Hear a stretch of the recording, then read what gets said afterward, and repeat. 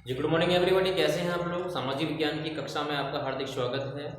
तो आप जानते हैं कि हम कक्षा 10 सामाजिक विज्ञान का जो उप विषय है अर्थशास्त्र पढ़ रहे हैं और उसका हम चैप्टर नंबर 2 पढ़ रहे हैं। पिछली वीडियो में हमने इस चैप्टर के कुछ टॉपिक कवर कर लिए हैं, जिसमें हमने जान लिया है प्राथमिक क्षेत्र, द्वितीयक क्षेत्र और तृतीयक क्षेत्र और इनका आपस की तुलना।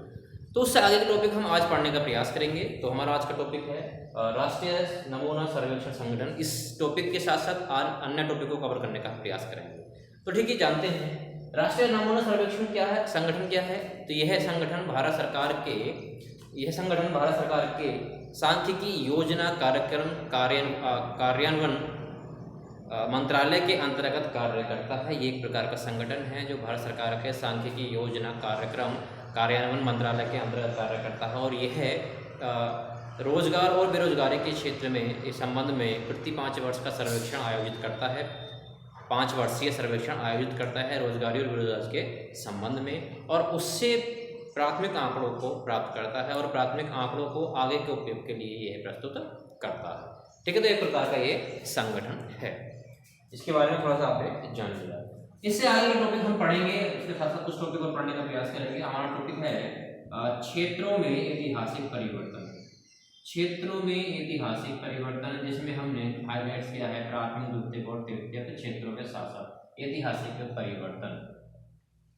ठीक है, तो अब जानते हैं जो विकसित देश हैं, अगर उनके इतिहास को उठा करके देखा जाए, जो विकसित देश हैं आज के समय में, तो विकसित देश के जो इतिहास है, ऐतिहासिक क्रम में देखा जाए तो उनकी जो प्राथमिक इतिहास में देखा जाए, यानी जब उनका विकसित होने के कारण चल रहे थे, तो देखा है उनके इतिहास में देखने को मिला है कि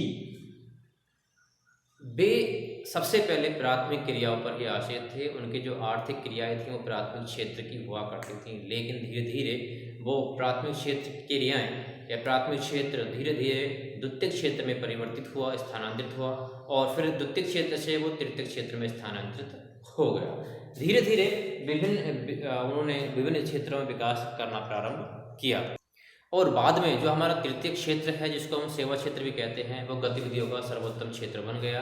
यानी अधिकतर जो क्रियाएं हैं वो तृतीयक क्षेत्र के माध्यम से की जाने लगी, और आज वो विकसित देश के रूप में हमारे सामने खड़े हुए हैं। तो ये हमारे विकसित देश के इतिहास की बात करते हैं। ठीक है, इसी प्रकार से हम भारतीय इतिहास की भी बात करते हैं। भारतीय इतिहास में सर्वप्रथम जो हमारा प्राथमिक क्षेत्र है वो विभिन्न प्रकार की गतिविधियों के लिए महत्वपूर्ण रहा है, और प्राथमिक क्षेत्र से ही विभिन्न प्रकार के रोजगार के जो साधन हैं भारत में उपलब्ध कराए गए थे।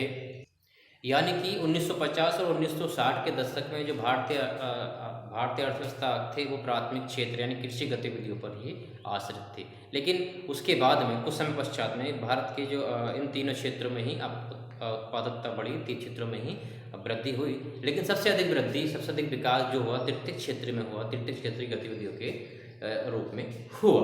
ठीक है, तो ये तो हमारे था ऐतिहासिक परिवर्तन। अब हम बात करते हैं भारत में प्राथमिक और द्वितीयक क्षेत्र के कुछ आंकड़े की हम बात करते हैं। यानी जीडीपी में भारत में द्वितीयक, प्राथमिक और तृतीयक क्षेत्र का योगदान रहा है।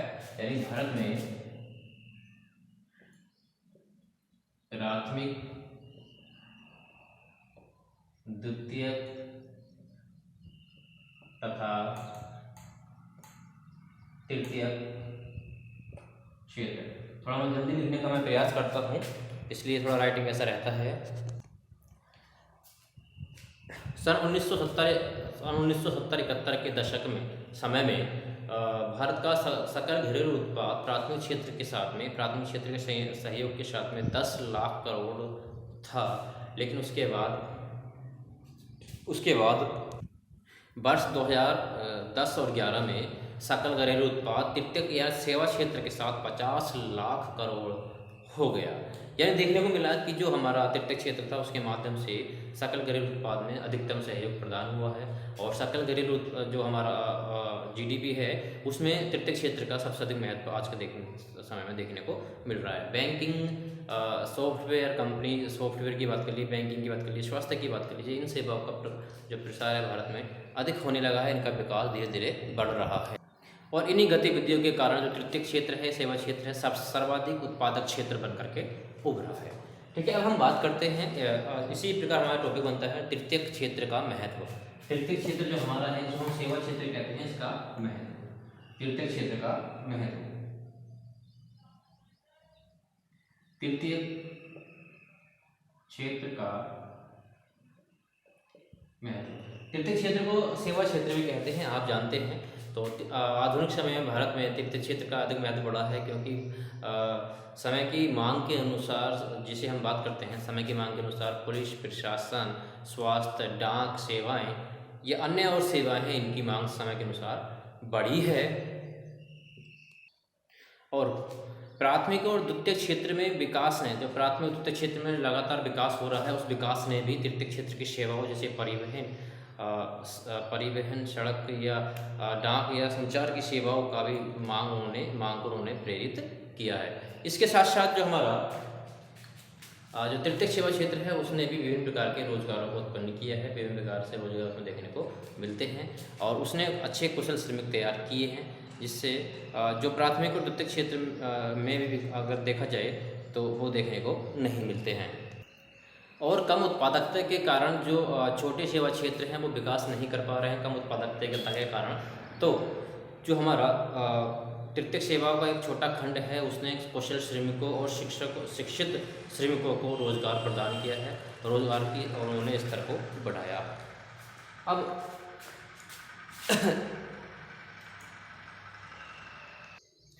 अब हम बात करेंगे संगठित और असंगठित क्षेत्र की, उसके साथ साथ हम बात करेंगे सार्वजनिक और निजी क्षेत्र की। तो सबसे पहले हम बात कर लेते हैं संगठित क्षेत्र की। संगठित क्षेत्र, ठीक है। संगठित क्षेत्र वे उद्यम या ऐसे कार्य स्थान होते हैं जहां पर जो रोजगारी है वो निश्चित होती है, जो रोजगार के प्रक्रम है वो निश्चित होते हैं, और यहाँ जो कार्य है वो निश्चित तौर पर मिल जाता है। यहाँ पर रोजगार की निश्चितता होती है, कार्य निश्चित तौर पर, काम जो है निश्चित तौर पर लोगों को मिल जाता है, ठीक है।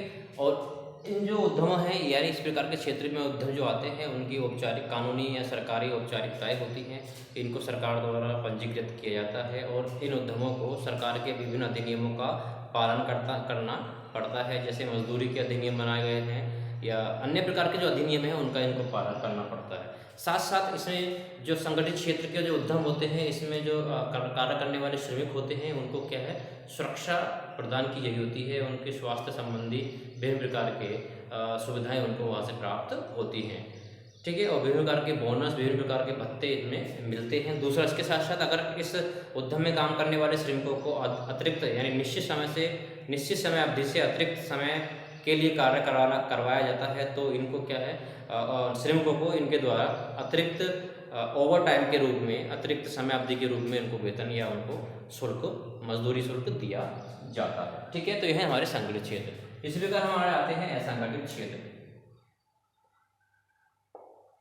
असंगठित क्षेत्र वे उद्यम के कार्यस्थान होते हैं जहां पर रोजगार की निश्चितता नहीं होती है, ये इनको सरकार के कानूनों का, सरकार के नियमों का पालन करने की आवश्यकता नहीं होती है, या इसमें जो श्रमिक हैं उनकी जो रोजगार की निश्चितता नहीं होती है, उनका रोजगार निश्चित नहीं होता है, और इनसे अतिरिक्त समय भी कार्य करवाया जाता है, यानी वहाँ पर शोषण भी इनके माध्यम से किया जाता है, और उसके बदले में उन्हें कोई पैसा भी नहीं दिया जाता। यहाँ पर असंगठित क्षेत्र के मुकाबले सुरक्षा कम होती है, और वहाँ पर वेतन या जो मजदूरी की बात करते हैं वो भी असंगठित क्षेत्र के मुकाबले कम होती है।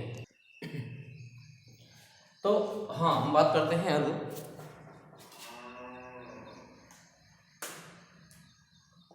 स्वामित्व के आधार पर हम बात कर रहे हैं निजी और सार्वजनिक क्षेत्र की। सबसे पहले हम बात करते हैं निजी क्षेत्र की। निजी क्षेत्र, ठीक है। तो निजी क्षेत्र के अंतर्गत जितने भी संस्थान होते हैं, जितनी प्रक्रिया होती हैं, वो किसी निजी व्यक्तित्व के हस्तांतरण में होती हैं, उसके अनुसार उसके नियंत्रण में होती हैं, वो उसका मालिक होता है, और वो जो इसका क्रियान्वयन करता है। इस प्रकार की जो उद्योग हैं, इस प्रकार के संस्थान, उनका जो क्रियान्वयन किया जाता है वो निजी लाभ के उद्देश्य से किया जाता है। इसका एक पार्टिकुलर कोई व्यक्ति मालिक होता है, ऐसे हम बात कर लेते हैं। यानी निजी क्षेत्र के व्यक्ति इसमें अपना अधिकार जमाए होते हैं, उनके खुद की वो संपत्ति होती है। जैसे हम बात करते हैं, आप जानते हैं आपने सुना होगा रिलायंस के बारे में बात कर लीजिए, निजी क्षेत्र का उद्यम है, निजी क्षेत्र का उद्योग है, या अन्य विभिन्न प्रकार के उद्योग जो जिन पर किसी पार्टिकुलर व्यक्ति का हक होता है, वो उसके नियंत्रण में होती है पूर्ण रूप से, वो सारे के सारे उद्यम या सारे के सारे प्रक्रियाएं निजी क्षेत्र के अंतर्गत सम्मिलित की जाती है। इसी प्रकार आता है हमारा सार्वजनिक क्षेत्र। सार्वजनिक क्षेत्र के अंतर्गत होता है, सार्वजनिक क्षेत्र ऐसे क्षेत्र होता है जिसमें अप्रत्यक्ष रूप से सभी लोगों के लाभ के लिए कार्य किया जाता है, यानी सरकार के द्वारा जितने भी संस्थान या जितने भी प्रक्रियाएं गतिविधियाँ की जाती हैं वो सारी की सारी सार्वजनिक क्षेत्र के अंतर्गत आती हैं। ये वो सरकारी संपत्तियां होती हैं। सरकार इनका जो क्रियान्वयन करती है वो जन कल्याण के लिए करती है। जैसे हम बात कर लेते हैं, जैसे भारतीय रेलवे की बात कर लेते हैं, या अन्य और संस्थान, भारतीय लोहा इस्पात उद्योग जितने भी हैं, या भारतीय परमाणु केंद्र जितने भी सारे हमारे यहाँ ये सार्वजनिक क्षेत्र के उद्योग हैं, सार्वजनिक क्षेत्र के क्रियाएं हैं। ठीक है, यानी इनका जो क्रियान्वयन है वो सार्वजनिक उद्देश्य के लिए, सार्वजनिक कल्याण के लिए किया जाता है। ठीक है, ये तो था हमारा सार्वजनिक और निजी क्षेत्र। अब हम बात करते हैं जो देखने को मिलता है कि रोजगार के विभिन्न क्षेत्रों में रोजगार की कमियां पाई गई हैं, तो उन क्षेत्रों में रोजगार को कैसे आगे बढ़ाया जाता है, रोजगार के अवसर कैसे प्रदान किए जा सकते हैं। तो टॉपिक बनता है हमारा अधिक रोजगार विकसित करना। किस प्रकार से हम अधिक रोजगार विकसित कर सकते हैं विभिन्न क्षेत्रों में। ठीक है, रोजगार विकसित करने के उपाय हम बात कर सकते हैं, हेडिंग बना सकते हैं, कुछ भी आप जनरली आप समझ लीजिएगा। तो सबसे पहले हम इसमें क्या कर सकते हैं, तकनीकी और संस्थागत उपाय कर सकते हैं। यानी पहला है तकनीकी और संस्थागत उपाय। तकनीकी और संस्थागत उपाय यानी विभिन्न प्रकार के क्षेत्रों में अगर हमें रोजगार का सृजन करना है, अधिक से अधिक रोजगार हमें बनाना है, तो तकनीकी स्तर पर और संस्थागत उपाय। ठीक है, संस्थागत उपाय में कर सकते हैं। किस प्रकार से, आधुनिक तकनीक से सिंचाई करना, आधुनिक तकनीक के बीज उपलब्ध कराना, या अन्य प्रकार की जो परिवहन के साधन हैं उनमें विकास करना, या परिवहन की जो संस्थाएं हैं, विभिन्न प्रकार संस्थाएं हैं, उनका विकास करना भी हमारे विभिन्न प्रकार के रोजगार के स्रोत में आ सकता है। रोजगार, उससे अधिक व्यक्तियों को रोजगार दिया जा सकता है। ठीक है, अगला हम बात करेंगे नंबर 2 पर, बैंकों द्वारा ऋण तथा लघु उद्योग की ओर विकास, लघु उद्योग की ओर ध्यान दें। बैंकों द्वारा ऋण तथा लघु उद्योगों की ओर प्रेरित होना। तो आप जानते हैं कि विभिन्न प्रकार के क्षेत्रों में जो किसान हैं या विभिन्न प्रकार के जो लोअर स्तर के जो लोग हैं वो अपने ऋण के लिए अपने साहूकार या किसी लाला से ऋण ले लेते हैं और उनके ऋण के नीचे वो दब जाते हैं, उनका ब्याज बहुत अधिक होता है और विकास वो नहीं कर पाते, और एक अंत समय ऐसा आता है कि उनके रोजगार के साधन भी समाप्त लगभग हो जाते हैं। तो इसके अंतर्गत हम क्या कर सकते हैं, हमें लोगों को सहयोग प्रदान करना होगा कि वो जो ऋण लें, या बैंकों के द्वारा अगर उनको सस्ती दरों पर ऋण प्राप्त करा दिया जाए, ऋण उनको उपलब्ध करा दिया जाए, तो किसान अपना विकास कर सकते हैं या मजदूर अपना विकास कर सकते हैं। क्योंकि इसके जो वाणिज्यिक बैंक हैं उनके मुकाबले रिश्तेदार, साहूकार, बनिए, लाला, उनका जो ऋण होता है, उनका जो ब्याज होता है वो अधिक होता है, उनकी जो ब्याज दर होती है वो अधिक होती है। तो हम सस्ती दर पर बैंक से ऋण प्राप्त करके विकास की ओर आगे बढ़ सकते हैं। उसके साथ साथ उन क्षेत्रों में जो ग्रामीण अर्थव्यवस्था वाले, ग्रामीण पृष्ठभूमि वाले क्षेत्र हैं, वहाँ पर लघु उद्योगों का हम क्रियान्वयन कर सकते हैं, लघु उद्योग की स्थापना की ओर जोर दे सकते हैं, जिससे वहाँ के लोगों को रोजगार प्राप्त हो सके। जैसे आप बात कर सकते हैं चावल के लिए थ्रेशर लगा लेना है, चावल की भूसी का उद्योग लगा लेना है, आटा उद्योग हम लगा सकते हैं। इस प्रकार से हम उन क्षेत्रों में विभिन्न प्रकार के उद्योग कर सकते हैं और उद्योग के माध्यम से उन्हें रोजगार प्राप्त कर सकते हैं। ठीक है, इसी से आगे आता है हमारा शिक्षा, पर्यटन और स्वास्थ्य में सुधार। तो स्वास्थ्य, शिक्षा और पर्यटन में सुधार के माध्यम से भी अधिक रोजगार के अवसर उपलब्ध कराए जा सकते हैं, क्योंकि अगर शिक्षित लोग होंगे और स्वास्थ्य ठीक होगा तो वो अन्य किसी न किसी कार्य में जरूर लगेंगे। और आप जानते हैं कि रोजगार के लिए पर्यटन भी एक अधिक अच्छा साधन रहता है। जिन क्षेत्रों में पर्यटक स्थल होते हैं, पर्यटन स्थल होते हैं वहाँ के लोग पर्यटन स्थलों के माध्यम से अपना रोजगार प्राप्त कर सकते हैं। तो अगर पर्यटन स्थलों का सुधार कर दिया जाए, उनका रूपरेखा तैयार कर दी जाए, अच्छे से उनका रूप दे दी जाए, तो संभवतः उन क्षेत्रों में रोजगार के अवसर बढ़ सकते हैं, क्योंकि पर्यटन स्थल अगर सुधरेगा तो वहाँ पर्यटकों की संख्या निश्चित रूप से बढ़ेगी। उसी प्रकार शिक्षक की हम बात कर सकते हैं, शिक्षा की बात करते हैं। शिक्षा भी विकास के और रोजगार के लिए महत्वपूर्ण अंग बन जाता है। ठीक है, जब ज्ञान का सृजन होगा तो निश्चित रूप पर कोई ना कोई व्यक्ति अन्य कार्य करने का प्रयास है वो करेगा। ठीक है, इस प्रकार हम बात कर सकते हैं कि रोजगार को विकास करने के लिए विभिन्न प्रकार के हम ये उपाय अपना सकते हैं। इसके साथ साथ हम संबद्ध कृषि को भी मैं लिख दे रहा हूँ। नंबर 4 क्या है हमारा, संबद्ध कृषि। तो संबद्ध कृषि के लिए भी हम प्रेरणा दे सकते हैं, जिससे कि ग्रामीण पृष्ठभूमि वाले क्षेत्रों में, जिससे कि वहाँ रोजगार के अन्य स्रोत, अन्य रोजगार के साधनों का सृजन हो सके। तो संबद्ध कृषि क्या होती है, अन्य कृषि फसलों के साथ जो अन्य जो कार्य किए जाते हैं वो संबद्ध कृषि के अंदर आ जाते हैं। जैसे हम पशुपालन की बात करें, मत्स्य पालन की बात करें, या शहद जो मधुमक्खी पालन की हम बात करें, तो इस प्रकार के जो कार्य हैं हमारे संबद्ध कृषि के अंतर्गत आते हैं। तो हम इस प्रकार के या छोटी बागवानी की हम बात कर लेते हैं, तो इस प्रकार के लिए हम लोगों को प्रेरणा दे सकते हैं, जिससे वहाँ रोजगार के साधन प्राप्त हो सकें। ठीक है, मान लीजिए किसी का खेत है तो उसके आसपास हम मधुमक्खी पालन कर सकते हैं, तो उससे उसको कोई नुकसान नहीं होने वाला है, लेकिन एक व्यक्ति को रोजगार वहाँ पर प्राप्त हो जाएगा। ठीक है, तो इस प्रकार से हम रोजगार के विकास के रोजगार हम विकसित कर सकते हैं, रोजगार के अन्य साधन हम प्राप्त कर सकते हैं, रोजगार को हम बढ़ा सकते हैं। इस प्रकार से कुछ उपाय हम कर सकते हैं। ठीक है, अब ये चैप्टर लगभग समाप्त हुआ है, तो अब मैं कुछ क्वेश्चन आपको दूंगा, वो क्वेश्चन आपको घर से करने होंगे। आप पहले क्वेश्चन के आंसर लिखिएगा, उसके बाद मुझे फोटो जरूर भेजिएगा। ठीक है, मैं यहाँ पर सारे क्वेश्चन एक बार लिख दे रहा हूँ, फिर आपको समय दूंगा। क्वेश्चन देने से पहले एक टॉपिक भी छूट रहा था, क्वेश्चन देने से पहले एक टॉपिक को मैं पढ़ाने का प्रयास करूँगा, है नरेगा, जो कि आप जानते हैं रोजगार उपलब्ध कराने के लिए भारत सरकार द्वारा चलाया गया एक प्रकार का कार्यक्रम है नरेगा, जिसको हम राष्ट्रीय रोजगार गारंटी योजना भी कहते हैं। राष्ट्रीय रोजगार गारंटी अधिनियम भी कहते हैं, जिसको 2005 में भारत सरकार के प्रधानमंत्री द्वारा 2005 में इसको तैयार किया गया और 2 फरवरी 2006 को इसको प्रधानमंत्री द्वारा लागू किया गया। 2 फरवरी में 2006 में इसको लागू किया गया। इससे पहले फुल फॉर्म देख लीजिए नरेगा का फुल फॉर्म होता है national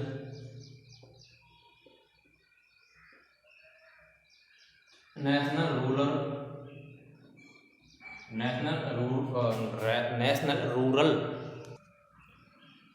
employment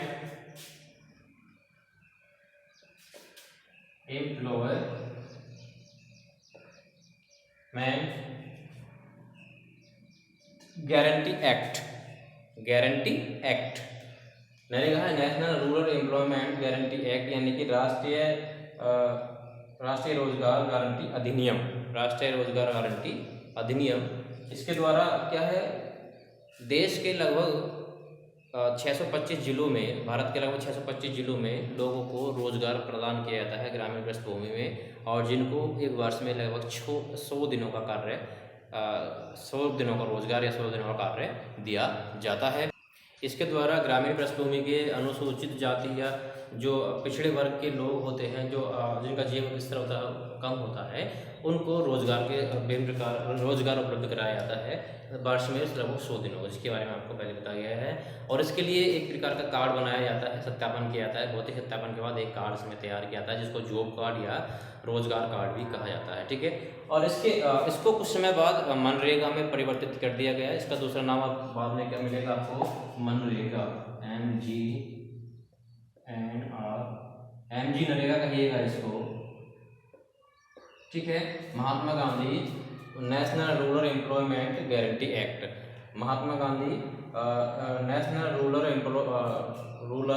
employment guarantee act, इसको बाद में परिवर्तित कर दिया गया, जिसको हिंदी में महात्मा गांधी राष्ट्रीय ग्रामीण गारंटी योजना गारंटी अधिनियम भी कहा जाता है।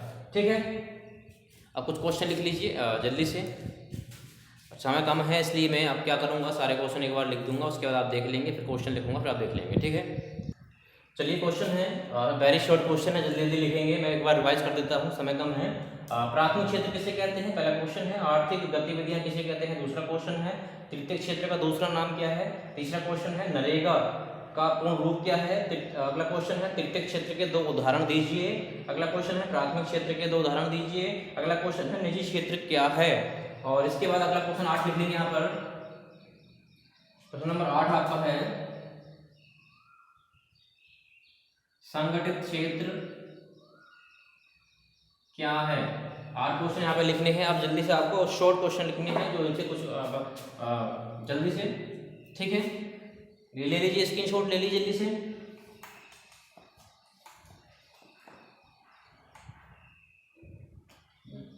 शॉर्ट क्वेश्चन है, देखिए पहला क्वेश्चन है, रोजगार के विकास के उपाय बताइए। रोजगार के विकास के उपाय, विकास के उपाय बताइए, यानी रोजगार बढ़ाने के लिए हम क्या उपाय कर सकते हैं। दूसरा क्वेश्चन है,